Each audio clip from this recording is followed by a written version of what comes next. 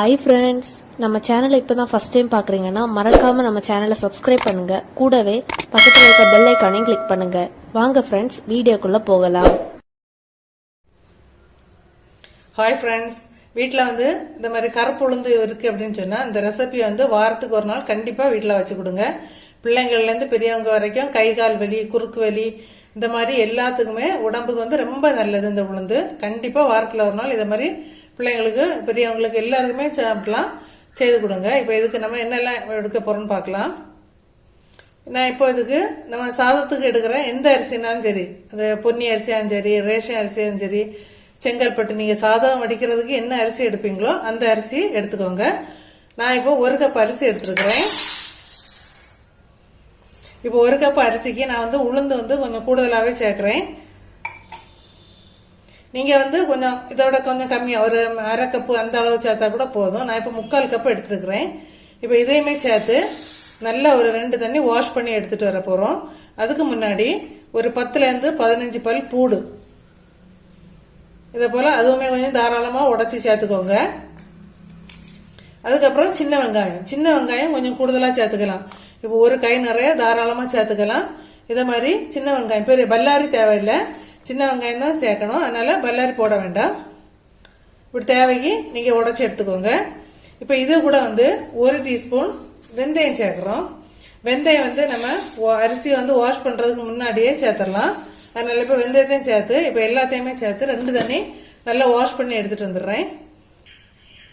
இப்போ எல்லாமே சேர்த்து ஒரு 2லேருந்து 3 தண்ணி நல்லா வாஷ் பண்ணி எடுத்துகிட்டு வந்தாச்சு. நான் ஏற்கனவே குக்கரில் எப்படி உளுந்து சாதம் பண்ணுறது அப்படின்னு சொல்லிட்டு வீடியோ அப்லோட் பண்ணியிருக்கிறேன். தேவைப்படுறவங்க லிங்க் டிஸ்கிரிப்ஷனில் கொடுக்குறேன், செக் பண்ணிக்கோங்க. நம்ம இப்போ வைக்க போகிறது உளுந்து கஞ்சி. நான் பானையில் தான் வைக்கிறேன். நீங்கள் குக்கரில் வைக்கிறேன்னா கூட வைக்கலாம். அப்படி இல்லைன்னா இதை மாதிரி பானையில் போட்டு, குக்கர்லன்னு சொல்லும்போது நம்ம தண்ணி எல்லாமே மேக்சிமம் கொஞ்சம் வெளியே போயிடுது. அதனால நான் பாத்திரத்திலே போட்டு தான் வேக வைக்கிறேன். இங்கே பானையில் தான் வைக்கணும் இல்லை, சில்வர் பானையில், இப்போ மண் பானை எது வேணால் நீங்கள் வச்சுக்கலாம். இப்போ அதை எப்படி வைக்கிறேன்னு பார்த்துடலாம். இப்போ இவ்வளோ அரிசிக்குமே நான் 1.5 செம்பு தண்ணி, அப்போ 1.5 லிட்டர் தண்ணி சேர்த்துருக்குறேன். தேவைப்பட்டால் கொஞ்சம் கூட சேர்த்து கொடுத்துக்கலாம். அப்படி இல்லைன்னா கரெக்டாக இருக்கும் நமக்கு. நம்ம இப்போ தண்ணி அடுப்பில் கொதிக்க வச்சுருக்கோம். அதில் அரிசியை சேர்த்துடலாம். இப்போ பாருங்கள், தண்ணி நல்லா கொதிச்சுட்டு இந்த டைமில் நான் அரிசியை சேர்த்து கொடுக்க போகிறேன்.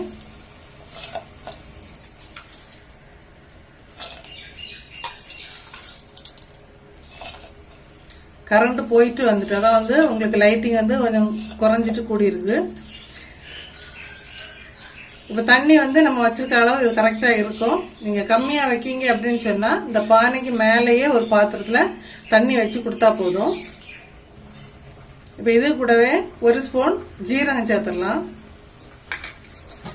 இப்போ நம்ம எல்லாம் சேர்த்தாச்சு. நல்லா ஒருக்கா மிக்ஸ் பண்ணிட்டு மூடி சிம்மில், அப்படி இல்லைன்னா மீடியம் ஃப்ளேமில் இந்த சாதம் பொங்கி களையாத அளவுக்கு நம்ம என்ன பண்ணிடலாம் அப்படின்னு சொன்னால் கொஞ்சம் இதை போல் ஓப்பனில் வச்சு மீடியம் ஃப்ளேம் அல்லது சிம்மில் வச்சுக்கோங்க. அப்படியே இருந்து நல்லா வேகட்டும் உளுந்து. கஞ்சி இப்போ சூப்பராக ரெடி ஆகிட்டு பாருங்க, நல்லா குழஞ்சி வந்தாச்சு. இந்த டைமில் நம்ம ஒரு கை தேங்காயில் சேர்த்துடலாம். தேங்காய் எவ்வளோ வேணாலும் சேர்த்துக்கலாம், அவங்கவுங்க விருப்பம் தான். இப்போ ஒரு கை தேங்காய் சேர்த்துட்டு நல்லா ஒருக்கா மிக்ஸ் பண்ணி விட்டுக்கோங்க. 1 நிமிஷம் கூட வெயிட் பண்ணிட்டு நம்ம ஸ்டவ் ஆஃப் பண்ணிடலாம்.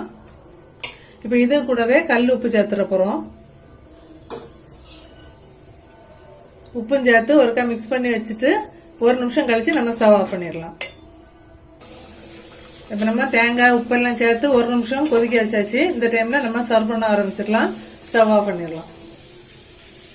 ஹெல்த்தியான உளுந்தங்கஞ்சி சூப்பராக ரெடி ஆகிட்டு, இதே மெத்தடில் ட்ரை பண்ணி பார்த்துட்டு மறக்காமல் கமெண்ட் பண்ணுங்கள் ஃப்ரெண்ட்ஸ்.